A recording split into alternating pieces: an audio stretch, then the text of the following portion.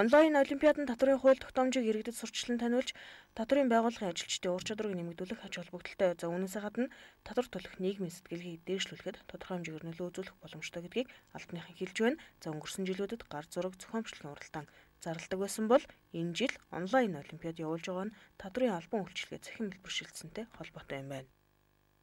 Монголын залуучуудын холбооны Улаанбаатар хотын Хинтээ аймгийн залуучуудын холбооноос санаачлан Хинтээ аймгийн сумдын нутгийн зөвлөл болон спортын холбоодуудтай хамтран Алтан цом спортын анх дахь наадмыг эхлүүлсэн байна.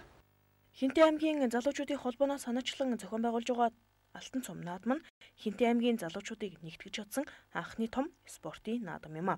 Одоогоор тус наадамд нийт 23 багийн 18-аас 38 насны 800 гаруй тамирчид бүртгүүлснээс 35 спортын мастер, 141 спортын зэрэгтэй тамирчид оролцохоор бүртгүүлжээ. Тамирчид сагсан бөмбөг, гар бөмбөг, шатар, теннис, үндэсний бүх гэсэн 5 төрлөөр өрсөлдөж, аваргууд ирэх мягмар гарагт тодруулах юм байна. Багийн нийлбэр дүнгээр нэг шилдэг багийг тодруулж, Алтан цом мөнгөн шагналаар шагнахаас гадна төрөл тус бүрээр байр эзлүүлж мөнгөн шагнал өгөх юм байна.